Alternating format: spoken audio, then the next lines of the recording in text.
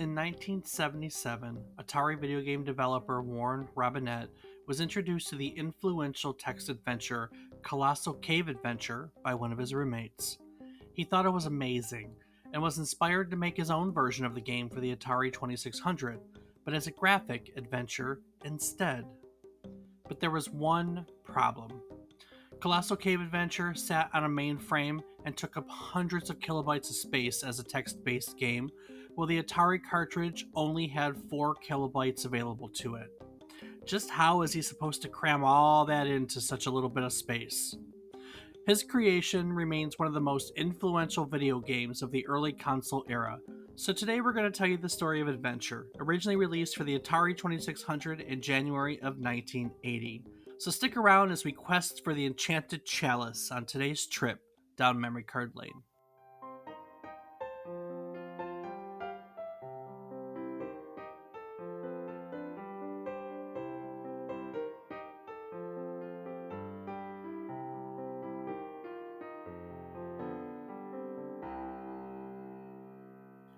Good morning, good afternoon, and good evening. I hope these words find you well. Hello and welcome to the 124th episode of our video game history podcast, A Trip Down Memory Card Lane. Each week, we'll tell you a story relevant to the current week in gaming history. It can be about a game, a console, a person, a technology, or maybe even something that you wouldn't expect. In doing so, we hope to teach you something new about it, what it took from the world as its inspiration, or what it gave back to the world in its legacy. This week, we'll learn all about Adventure, originally released for the Atari 2600 in 1980. I'm David Casson, and as always, I'm joined by my co host, who is currently disappointed because I mentioned Easter eggs and he thought I was talking about food. He's my brother, Rob Casson. Rob, it's January. It's not even Easter. Why do you think I'd be bringing up eggs, Easter eggs no less, in a video game podcast? Hey man, I don't ask the questions. I just enjoy the egg. Do you like eggs? Yes, I do. What kind of eggs? How do you get eggs served to you? I mean, if it's breakfast and you gotta have them scrambled, sometimes you a little sunny side up or over medium. Or if you're feeling like a little more of a dessert, you go with the deviled egg. And then just a hard boiled egg every once in a while hits the spot. Okay. And an omelet too. Omelets are always good. What about eggs Benedict? I I don't know that I've actually had that, so I can't say one way or the other. Okay. All right. Well, moving on from eggs to Easter eggs, but first, what are we playing? Well, Dave, this week has been some Rocket League, some Warzone, some RuneScape, and some Construction Simulator. Not much more than that. Nope. How about yourself? Rocket League, Warzone, and RuneScape. I don't think there's been anything else. Hmm, seems like a light week. It was a light week. It was a very light week. So, Adventure, Yes. very, very important game in history. Very, very innovative for its time. Have you ever tripped on it before? I cannot say that I had prior to learning about it for this episode. Had never seen it, had never heard of it. It happened to be quite before my time. I mean, it's before my time, to be fair. And that's saying a Eh, lot. yeah, but you were also really into playing that old stuff. I was. I am. You That's still very are, true. correct, yes. Yeah. You are a lot more likely to stumble upon these things even from before our time with gaming to Yeah, see well, these. I mean, not really. I mean, not particularly before my time in gaming. These were my time in gaming. These were the systems that were laying around the house before I really understood what video gaming was. Well, I So, mean, by the time I learned it was, PlayStation yeah, and Nintendo, so yep. never really the Atari 2600. I couldn't even tell you if you took a Atari 2600 and removed all the labels and put it in front of me. I probably wouldn't even know that's what it was. I I don't know if I'd go that far. It's a very recognizable system. I mean, they're all kind of recognizable. I mean, the You thing know, is like I can't actually, look at all of the different Ataris and know, oh, that's a 2600. I would look at them and be like, okay, well, that original one with the stick there is the original Atari, and these other ones are other models. on the same hand, I may give some credence to it if I stuck an Atari 2600 and a Mattel television in front of you. Do you think you'd know which was which? I do not think I would know the difference, Dave. I really don't, because I can't even tell you what the Mattel one looks like at the moment. I at least know the Atari probably looks like majority of other Ataris from the same time, where it was, a rectangular box with some switches on top and the cartridge stuck in at the top. Sure. But I have no idea about the Mattel. What color was it? I know that there was a brown one, Okay, good enough. but I think there It probably was was a black one too. it was in the 70s. Everything was brown. Okay, so that's the one that I'm familiar with. I don't know if that's the 2600 though. That might be an earlier model for all I know. No, the 2600 is the early model. It's the Oh, yeah, that's the one, well, then that's the only one I could tell you other than the original joystick with a button. which is the Atari joystick. Yeah. So anyway, So adventure. let's take an adventure, shall we? Ha, nice pun. Didn't see that coming for this episode at all. uh, Warren Robinett was in high school when he saw his first computer, which was introduced to him by his math teacher. That summer, he went to math camp, where he studied math for 4 to 6 hours a day with about 2 dozen other high school students. Rob, that sounds awful. What do you mean that sounds awful, Dave? A math camp sounds utterly awful. Well, you just don't love math enough. I don't. I don't. End of sentence. Here at math camp, Robinette learned how closely related math and computers really are. And looking back, he thinks that math camp might have sent him on the path to game development. He went to school, his undergraduate, studying electrical engineering and math. How about them apples? Can you relate? No, I can't say that I can. I didn't study math. Math was just a part of the curriculum. At the time, there were no computer science departments, but schools did offer programming courses, which Robinette took alongside art. As a result, he received his bachelor's from Rice University in 1974 with a composite major in computer applications to language and art. Afterwards, he took a job as a Fortran programmer for Western Geophysical.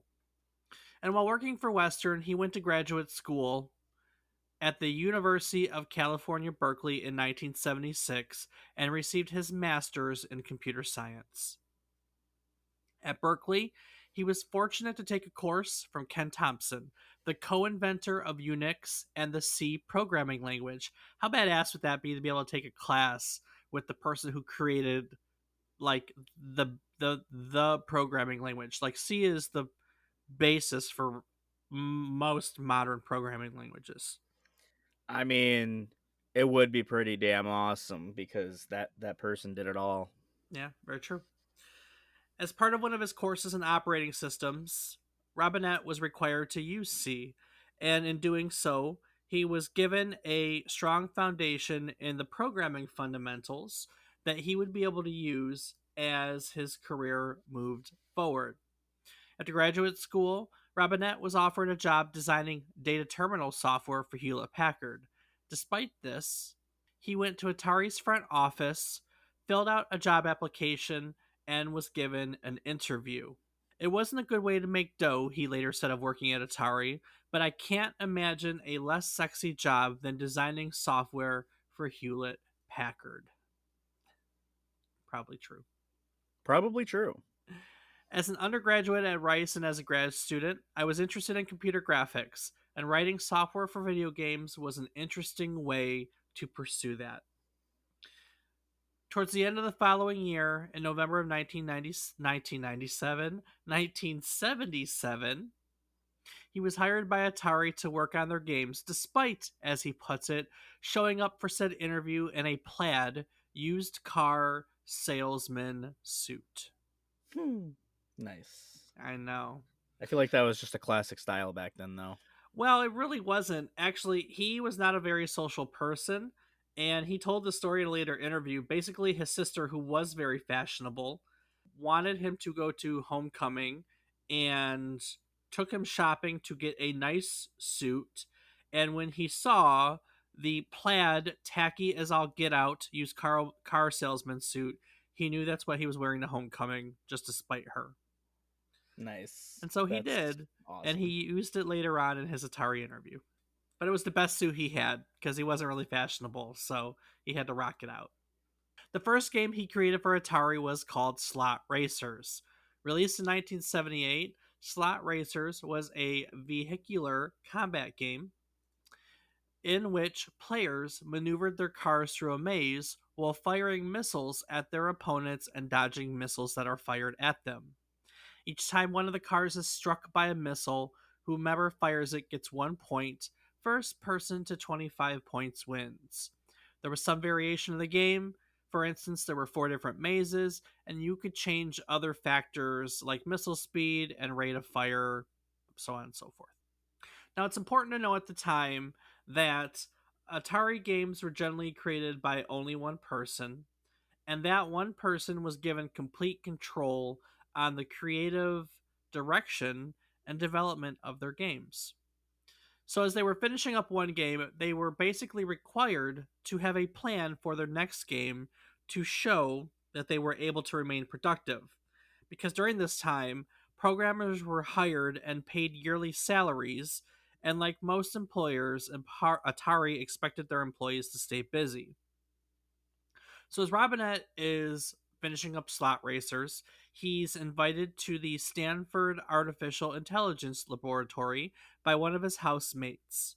Here, he's introduced to a game called Colossal Cave Adventure. Now, we've talked about Colossal Cave Adventure before. I think in more than one episode, truthfully, but I know for sure we covered it way back in episode 25 when we covered Contra, the Konami code, and cheat codes in video games. And as it would have it, cheat codes in video games or things hidden in video games, it pretty much starts here with Adventure. Well, no, it pretty much starts with Colossal Cave Adventure because it had a cheat code in it. Color me corrected. Yeah, I'm glad you remember that, Dave, because that game does not ring any bells. Oh, well, I remember because it is the XYZZY is the code that warped you from one place to another in the game. Oh. So, Colossal Cave Adventure was a text based adventure game released for the PDP mainframe computers by Will Crowther in 1976. Crowther showed it to some coworkers, and one of his coworkers decided to expand on it. And in 1977, they collectively released a more expansive version of the game. Now, it was this 1977 version that Robinett was exposed to. Now, Colossal Cave Adventure was the first well known example of interactive fiction and pretty much the first well known adventure game, period. It's essentially a text based game in which you explore a mysterious cave system that is rumored to be filled with treasure and gold. Now, Robinette loved the game. In an interview, he said that the first time he came across it, he sat in front of it for 3 to 4 hours playing the game. And he decided then and there that his next game was going to be Colossal Cave Adventure, but with Tolkien inspired elements that would have graphics and would have to be controlled by a joystick. I feel like 3 to 4 hours is kind of impressive for the time. For a game in that period, yeah, Yeah. I would say so. I would definitely say so. But it wasn't quite that simple as just making Colossal Cave Adventure graphically.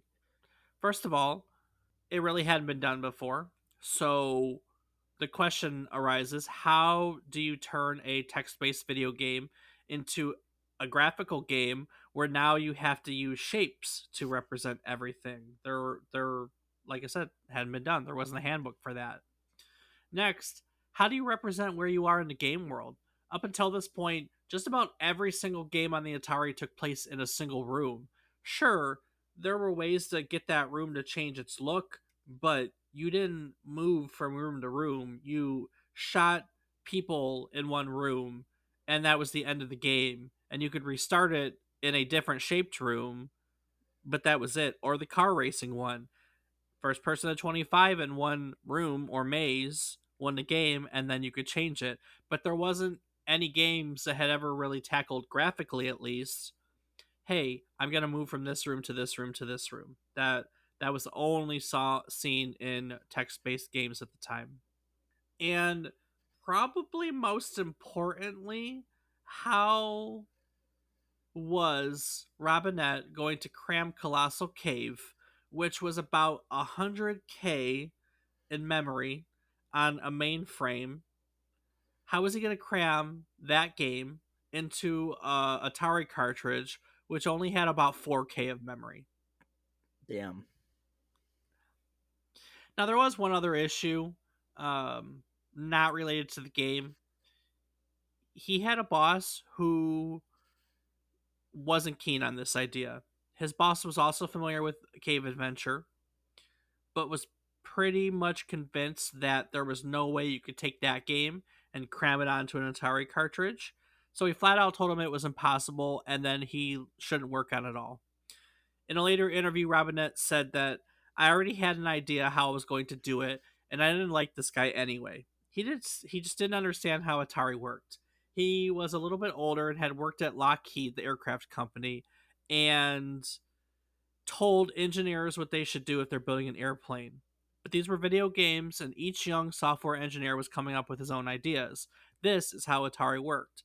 So I ignored him, and I worked on it in secret for a month and produced a prototype that showed you could do it within the memory limitations. Was he happy?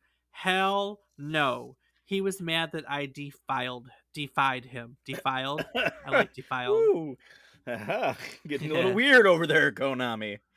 Fortunately, he couldn't fire me because I had already shown it to other people at Atari, and the people in the marketing department liked it, so they wanted me to keep working on it. However, they told me to keep the rooms and the objects, but turn it into a room about Superman. What? That's because Atari's parent corporation, Warner Communications, owned the rights to the first Superman movie that was coming out later in 1979, and they wanted a game to market at the same time. But I thought I had a good idea, and I thought I had possibilities. And so every time this came up, we had a meeting every couple of weeks. I'd say I'd do it if I have to, but I didn't want to. I mean, we got to stop and be glad that he didn't do this, because look what happened when Atari did make a movie into a game. Yes. About the fourth time I said that I wasn't going to do it, one of my fellow designers, John Dunn, said that he'd take over my code and make the Superman game. My boss was once again pissed because, once again, I'd not done what I'd been told to do. In other words, I had to fight to get the ability to execute my idea. Now, it's really fascinating how he managed to make this game work if you're into programming. I I'm not going to go into it here. I'll give a little summary, but if you want to know the details, I'm going to link some articles in our show notes on www.memorycardlane.com. If you're into programming or you're into tech stuff, it's kind of fascinating. But to sum it up, for starters, he basically took his inspiration from a lot of other games. You know, developers at Atari at the time, you could walk through the halls and every office had a guy, because games were made by a single guy. Every office had a guy making their own game.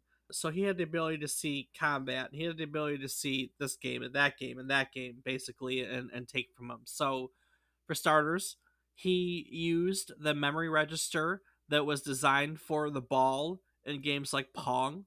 That ball, which was really just a square, became the player in Adventure, which is a square. He used the memory register that was assigned to missiles. So in combat, you shoot people, or in slot racers, you shot missiles from car to car. And he used those missiles, blew them up, and they became walls, additional walls, which is how he was able to represent different rooms in the game. And he also had the ability to make these too high, like two sprites high, little pixels, high resolution sprites, and he used that register to make all of the objects in the game. So basically, he took all these programming tricks that programmers had made used to make other games, and he put them all together to do something that no one had ever seen before. And somehow, with all these limited resources, he managed to make the game. In an interview, he said, "Once I made the feasibility demonstration, I had another problem. Adventure was not a particularly interesting game. I'd proven that you could do it within 4K, but it only had half a dozen rooms, and one castle, and one key, and one dragon that chased you around. You could pick up objects, but there were only two objects, and the dragon didn't do anything when it got to you other than buzz around you like an irritating fly. Hmm. But it had proved its point about a multi screen game and that there were objects that you could pick up, which were things people hadn't seen before. It had enough promise that the marketing people could see that it was a game that was different from anything else. So expanding the game world beyond one screen was a pretty big step in itself. Because I had to fight to even get to work on it and make it the theme that I wanted, I was kind of puzzled about what to do for 4 months. It was a boring game as it stood, and I just didn't know how to make it more interesting. So I stopped working on it for a few months while I figured out how to complete it. Luckily, it wasn't on any schedule, and no one was pressuring me to finish it. My boss secretly just hoped that it was going to go away. The original game was a grand vision. Hey, I can turn this text adventure into a video game. But to make it into something fun, it wasn't just one more grand idea. It was like 8 or 10 little ideas that would fit into the programming space that I had left. That required inventing more objects and creatures that were interesting. I figured out how to make the dragon more interesting. If he caught you, he'd eat you. And then once he could eat you, I needed to figure out a way to bring you back to life, which was flipping a button on the console to reincarnate your avatar. However, if the dragon just kept chasing you around and eating you, that still wasn't particularly exciting. So that's when I came up with the idea of a sword that you could use to kill the dragon. And that was quite a good balance. Sometimes he was chasing you, and even if you had the sword, he might eat you. Sometimes you'd kill him if you had the sword. If you didn't have the sword, then you'd have a problem. Occasionally, you could escape from the dragon, particularly if you were in a maze. But the point is, it was balanced. The dragon was pretty good at that point, and I liked it well enough to make 3 copies of him. That was efficient programming wise because I used 3 calls to the same bunch of programming. So, needless to say, Robinett was kind of a smart guy, and he did a lot of really neat things that people hadn't seen with programming.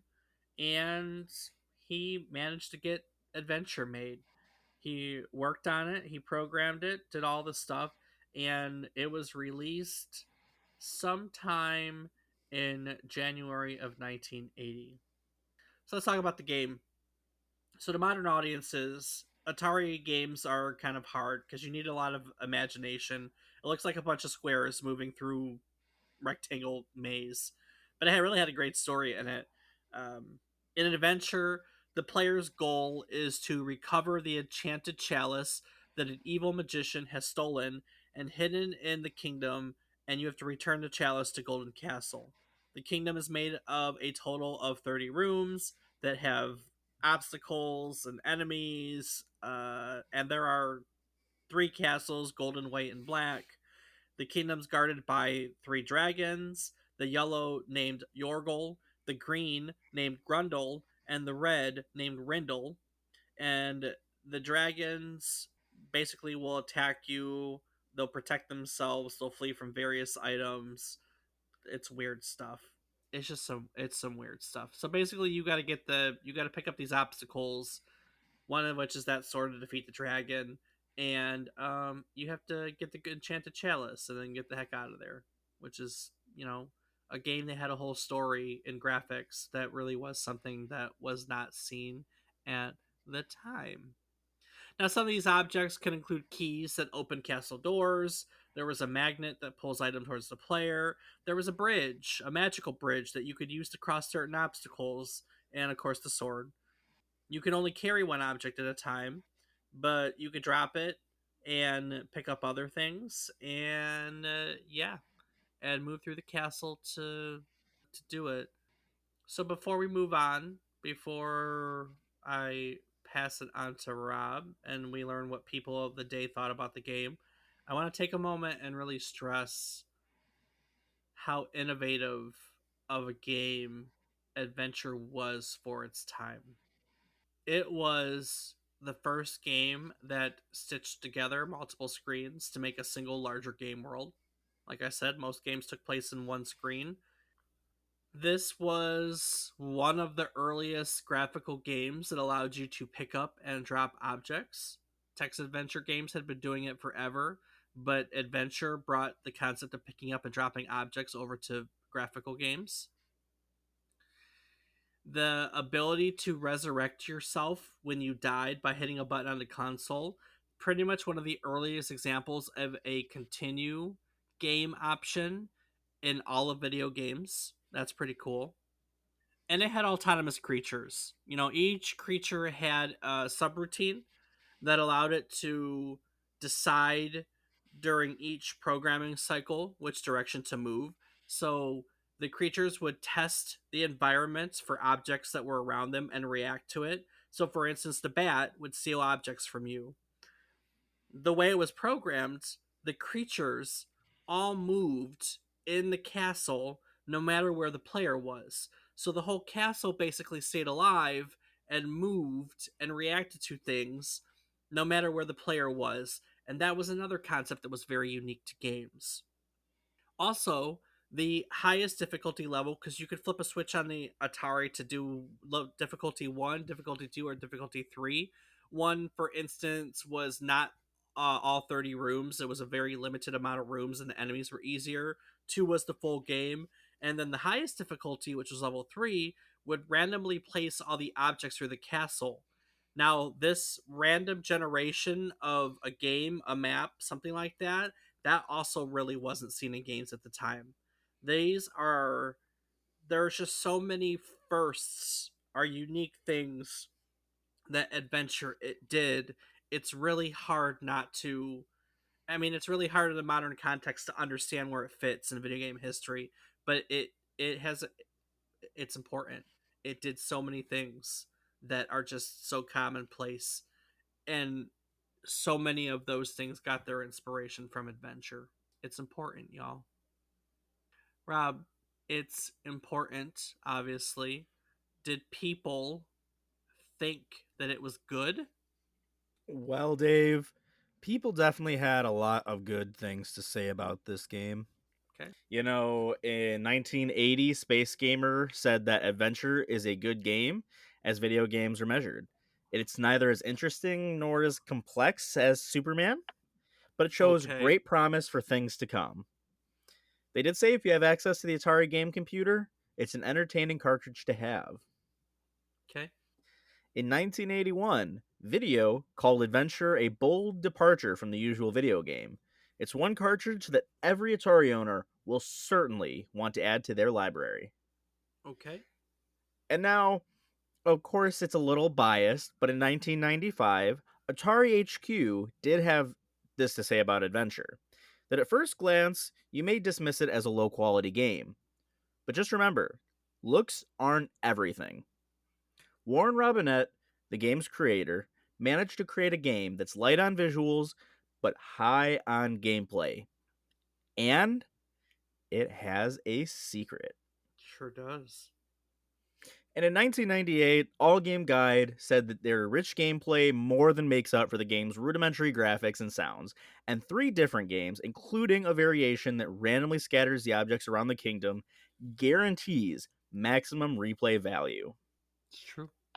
And you know, with the users, it was pretty much the same. A lot of good things to say, although as always, there is some negative. But we'll kick it off with Overdrive from honestgamers.com, who starts off saying that when one thinks of the Atari 2600, odds are that the words role playing game will not immediately spring to mind. After all, This incredibly simple video gaming machine was far more suited to simple arcade style games where the primary goal was to stay alive until the game's speed exceeded the player's reflexes. More complex games with set goals were produced far less frequently and often were lost among the glut of crudely translated arcade games and cheap attempts to capitalize off popular movie licenses. But, as Adventure proves, even the most simple of systems can create a being of pure beauty. A game that could arguably be considered the inspiration for games such as The Legend of Zelda and any other game in which concepts such as mapping terrain and finding the correct use for items are of equal or greater importance than having hair trigger reflexes. And where this game truly shines is in its replay value. There are 3 levels of challenge, with the third level being far superior to the other two. While levels 1 and 2 are exactly the same each time you play them, the third level is different each time. Using the large world map that the second level has, the third level places each item, dragon, and bat in a completely random location. You may start a new game only to find the ferocious red dragon right beside you, or maybe the chalice will be right at the beginning of the screen with you, but you'll still have to find the yellow key to get into your castle. With a near endless number of quest possibilities, this mode of play is quite addicting and definitely plays a huge role in this game getting the superior rating that it boasts. And let's face it, this game does nothing to be undeserving of being rated a 10. When compared to other games of its general era, Adventure has to be considered a paragon of excellence. I would even go as far as to say this is one of a slim handful of Atari 2600 games that actually has the ability to stand the test of time and be considered entertaining even today, regardless of how technologically challenged the Atari 2600 is compared to today's gaming systems. Next up, we have Sandor Schwartz from Moby Games, who mentions that everyone will tell you that this is the first video role playing game of all time.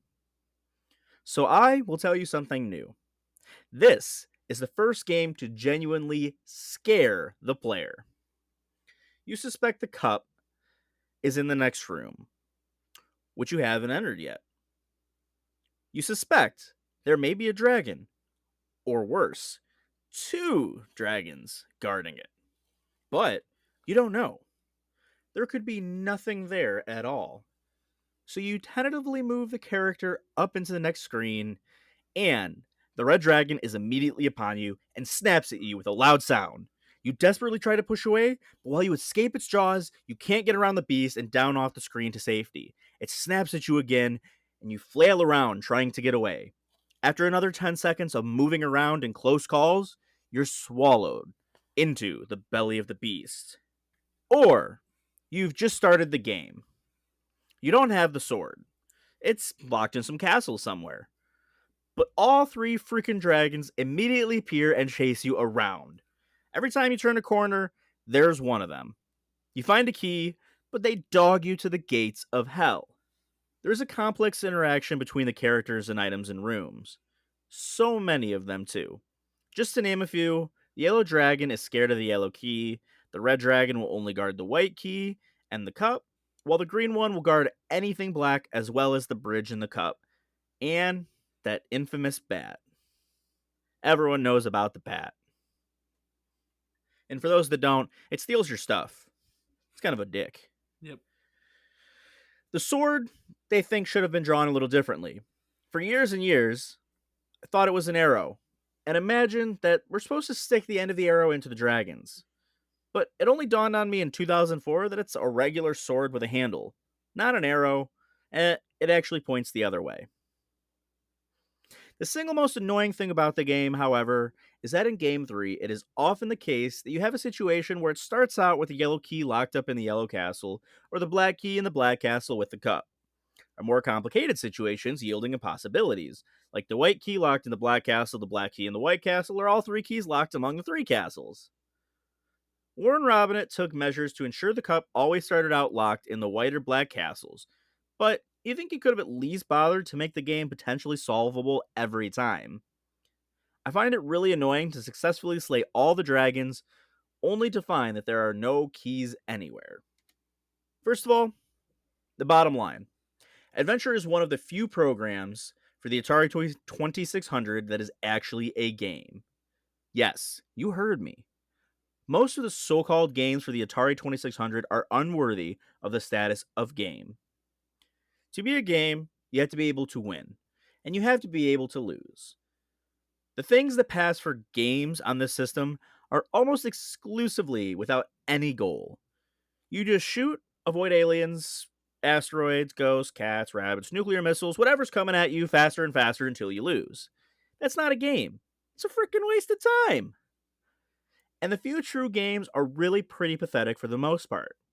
Mostly, it's a competition against a really stupid artificial intelligence where you and the computer each control a character which is on equal terms.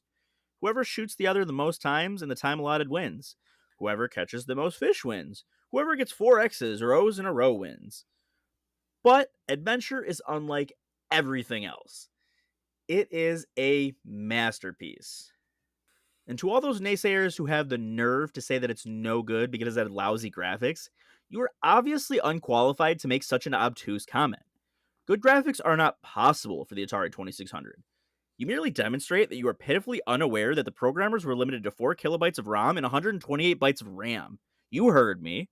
The entire program for the entire game must be no bigger than 4 kilobytes. No, not megabytes, kilobytes. Yes, 4 for the whole game. And every stored variable can exceed 128 bytes at a whopping processing speed of under 2 megahertz.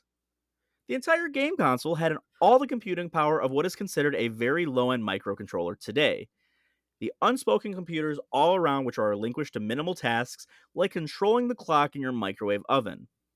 To complain about its graphics is to demonstrate one's ignorance of the fact that it is impossible to have fantastic graphics in a game limited in size to 4 kilobytes and RAM to 128 bytes. So, why do I rate the graphics at 5 stars? Because it's as good as it could have been. No amount of additional effort could have made it better.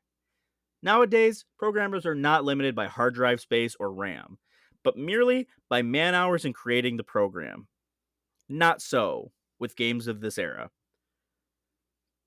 I would go as far as say that this game is about the most powerful, interesting game that is even theoretically possible for the Atari 2600. This is coming from someone who made from scratch a digital clock using a microcontroller. I can appreciate the brilliant efficiency, above all else, employed in this program to make use of what few miserable resources were available to their utmost limit. And then I come to read that one reviewer even had the nerve to suggest that there are actually other games for the Atari 2600 that are better than this. To suggest that is the pinnacle of absurdity. Like Phantasy Star for the Sega Master System, this one game is the only single game for the entire console system it goes with that, for the lack of, would make the entire console unworthy of a look back. So, what if your character's a square? And so what if your dragons look more like ducks? There's plenty scary when you're chasing you around and you don't know where the sword is. I'm pretty sure they were ducks when I was a kid. I mean, yes, they definitely looked like ducks. I would not have thought dragons without having read a little bit more about it and understanding that they straight up look like duck or geese. Yeah, they do. All right, so let's talk about what this game is probably best known for, which is the invention of what we now call an Easter egg. In 1976, Atari was bought out by Warner Communications, and pretty quickly there was a culture clash between the Warner New York executives and all of the programmers, the Californian programmers that already worked at Atari. The New York executives made the decision to completely remove the names of game developers from their products. Now, there's said to be a number of reasons for this. One, they didn't want their programmers to gain any notoriety, which would make it easier for other companies to recognize good programmers and recruit them away from Atari. That one kind of makes sense. Two, Atari executives didn't want to give their programmers any more bargaining chips that could help them demand more money. So at the time, Atari programmers were only making about $22,000 a year. And if you'll recall, about only one person made each of these games, right? So they were essentially paying someone $22,000 a year to make this game. If we're being generous with the cost of offices and resources and things like that, let's double it. Let's say 44,000 to make a game that took. I mean, most of these games took 3 or 4 months. They didn't even take a full year. And in Adventure's case, they sold more than 1 million copies of Adventure at, I don't know, $25 a pop. So they were making money hand over foot, and they just didn't want to lose that leverage. And all of the programmers knew it.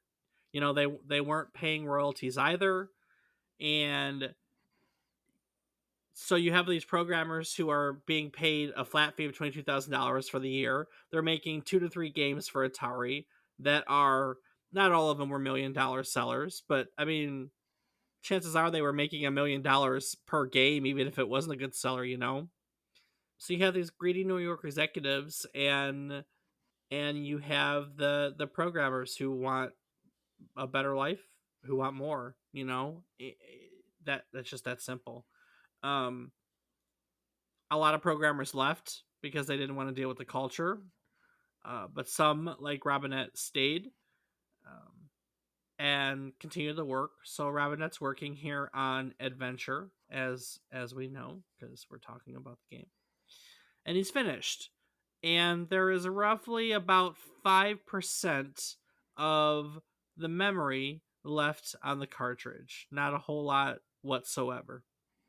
So he decides to code a little secret into the game.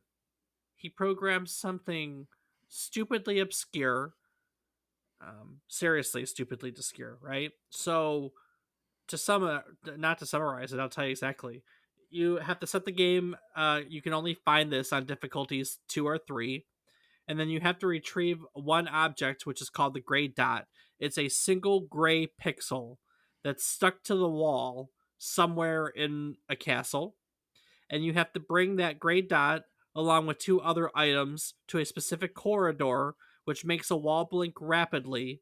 And if you push through the rapidly blinking wall, you'd go through it, and you were brought into a room that displays the words created by Warren Robinett in text, which continuously changes color. Nice. Now, Robinett didn't tell anyone because he didn't want it to be discovered prior to the game being published. I mean, unfortunately for him, it only took roughly about a month for someone to find it. Um, it was found by a 15-year-old boy from Salt Lake City named Adam Clayton, and he wrote the following letter to Atari. Dear Atari, I'm so excited about your computer and the strength behind it, but I don't have the money. Relatable. Yep, definitely. Would you please send your complete set of brochures about the peripherals and software that you plan to have in the future? I am very proud of your computer. I've compared. You only need more software and peripherals to back it up. Please hurry with the letter. I'm impatient. Sincerely yours, Adam Clayton. P.S. I have the Atari TV game and the adventure game program, and I have found something strange. I went into the Black Castle. I went all over those rooms, and I found a dot in the following room. And he drew a little diagram of the room on the letter. I took the dot in the room by the gold castle that looks like this room, and he drew that room out on the letter. I went out of the kingdom as the arrow points after I put 2 objects in the room, and I came into a room that looked like this, and he draws what the Easter egg room looks like. I just thought I'd tell you because I want to. Could you please comment on this? Thanks. So That's awesome. now this letter is still out there. I put a link to it in our show notes if you'd like to see it yourself. It's all handwritten. It's pretty cute. But by the time it made its way to Atari, Robinett, like all the other programmers, had already left the company. So Atari tasked some designers with finding the responsible code because, you know, that's weird. Let's get that out of there. Supposedly, The employee who found it said that if he were to fix it, he would only change it to "fixed by Brad Stewart." And fixing it would require creating another ROM chip, which would cost Atari about $10,000 a tool. So this early on in sales, that was a really pricey change for them, and they just weren't sure if they wanted to put the money forth. Now, in the end, there was a man named Steve Wright. Now, Steve Wright was the director of software development for Atari, and he argued for leaving it in because he believed that it gave players additional incentives to find it and play this and other games, it turns out. And in the same conversation, he equated the concept to people finding Easter eggs on Easter morning, and the term just stuck. Steve Wright, in fact, made it an official policy moving forward that all future Atari games include an Easter egg. Now, this pretty much mostly took on the form of the developer's initials somewhere in a game. You know how you get a high score and it's a whole score list, and you're wondering whose initials are those. Yeah. I mean, a lot of those were developer initials, and that was kind of the Easter eggs that most people did. But basically, Robinett hit a room in there. Some 15-year-old kid found it, and then some director at Atari said, "Hey, that's kind of like finding Easter eggs on Easter morning," and that's where we get Easter eggs from. That's where the whole concept of it comes from, and the term and everything. And to its credit, Adventure pretty much popularized the concept of these little hidden gems in games. So here we are, Hell yeah. right? It's a great thing you started there. That's it is. So Adventure was a hit, but as we said, Robinette left Atari. He went and he founded the Learning Company. So the Learning Company produced productivity tools like the Writing Center. I know there was like the ABCs of typing, if I'm not mistaken. It also produced the Reader Rabbit series, Super Seekers, Super Solvers, Fisher Price games. It made some licensed titles for Arthur, Scooby Doo, and Caillou. At some point, they started buying out competing software companies like Broderbund and MECC. And when they did so, they gained the licenses for the Carmen Sandiego series and the Oregon Trail series. Rob, we did an episode on the Oregon Trail, Indeed, we did. and we learned all about the Oregon Trail and the MECC, the company MECC. Um, Yeah, Dave, I believe we actually did. we did, and we learned about them and what they did until they were bought out here by the Learning Company. Now, the Learning Company itself was short lived. In 1996, a company called SoftKey purchased the Learning Company. It was a hostile takeover. They bid $606 million for it and won. They fired pretty much all of the staff, current staff of the Learning Company, and they changed their own name from SoftKey to the Learning Company. So yeah, hostile takeover. Quite. If I'm not mistaken, Robinette left as part of all that mess, and pretty much since then he's done more academic stuff. He's worked on virtual reality projects for NASA, and he's done some VR projects for the University of North Carolina more modernly. Um, in 2016, he announced that he was going to write a book called Adventure Annotated, which he was going to tell the entire story of Adventure in detail and begin taking pre orders on it. And as of 2022 or 2023, which it is now, it still has not been released. In fact, all we have is the table of contents, which is on his website. So maybe someday Adventure Annotated will be released to the world. And that, my friends, is the story of Warren Robinett Adventure and the invention of the Easter egg. So there you go, Rob.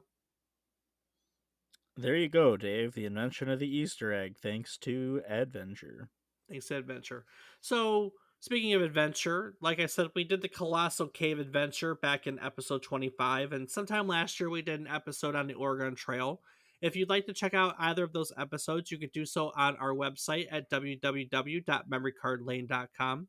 Also, on our website, you can find our smiling faces if you want to put a little, the ugly mug to the voice.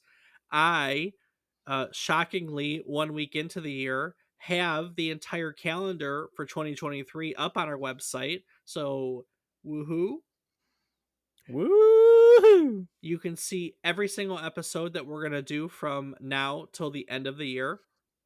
And there are links to email us underneath each episode if you'd like to share your own anecdotes and have us share your reviews on games instead of the stuff we find online. We would love for you to be a part of the learning we do week in, week out. You can also find links to our Discord where we frequently can be found playing video games.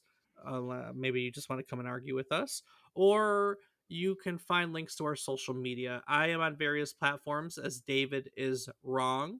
And Rob, where can people find you these days? I'm on twitch.tv /FATBOIRIPZ. That you are. All right, ladies and gentlemen, each week we tell you a story relevant to the current week in gaming history. This week, we told you the story of adventure. We tell you these stories in the hope of teaching you something new about the topics, what they took from the world as their inspiration, or what they gave back to the world as their legacies. One of the best parts about teaching is that what we teach, we learn. We frequently go into each episode not having a strong basis in these episodes, and so we learn, which is pretty awesome. I'm very thankful to have a chance to do that week in, week out. As part of our commitment to the learning process, we like to go around and talk about our biggest takeaways for each episode. So, Rob, what did you learn today? Well, Dave, I think that it would be that this game is where Easter eggs got started. I mean, I never really thought of that, like that a lot of games don't have them, and it's kind of a cool little thing that you find throughout the game. Um, but it's kind of cool to know that there was actually like a game. Obviously, there had to be, but it's cool to know that this is the game that started all of that. Um, I'd never seen it. I did actually watch some playthrough of this and everything, and got to see them finding that room with where it said that and everything, and it was a very cool little idea. It's just, yeah, it's really cool to know that, and know that something that started this far back is actually a concept that still goes today and is one of the most fun things about some games, in my opinion, because some of those Easter eggs are damn funny. Well, it's a pop culture concept too. If you look at the Wikipedia, Every Pixar movie ever. every Pixar movie ever, Ready Player One. It's right on its Wikipedia. The whole plot of Ready Player One is pretty much the story's adventure.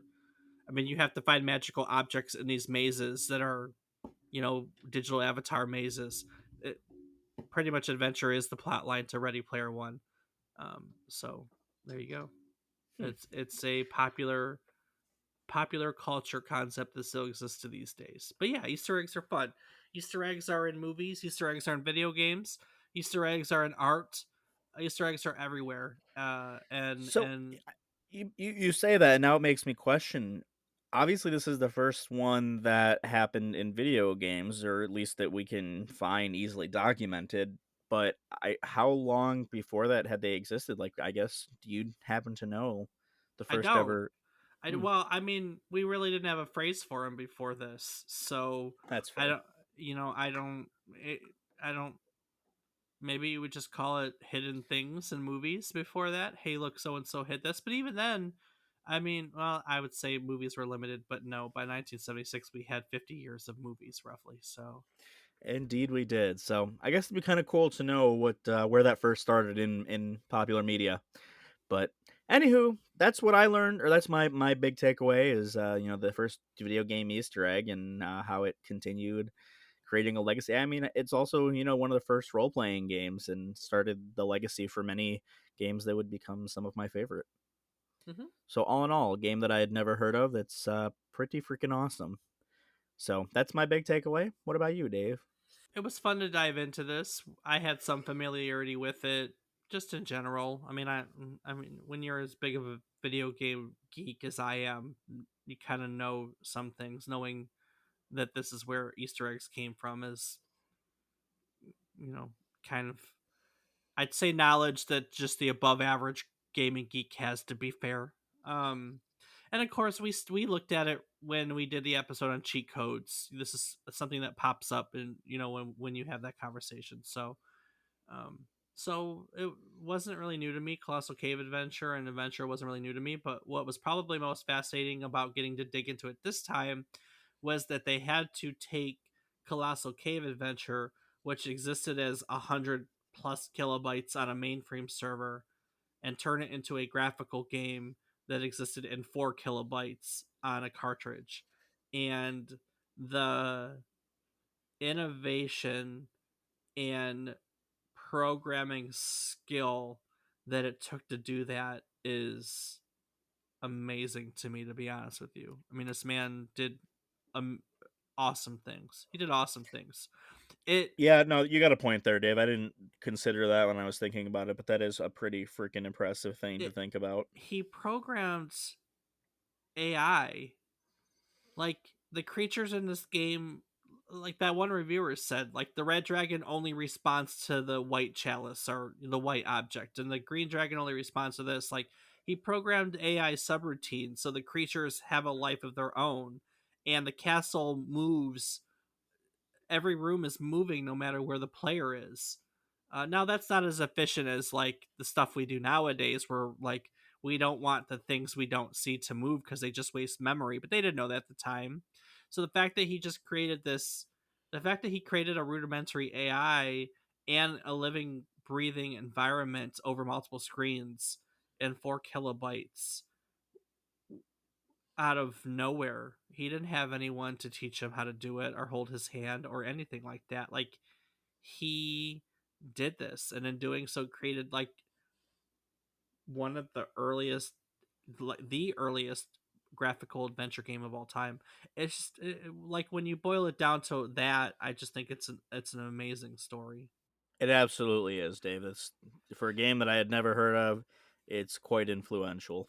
Ron Robinett is a really good guy. So, but that's adventure, and we took an adventure, Rob. So yay! Woo! Adventure! All right, kiddo. Before I take it out of here, what would you like to add to today's episode?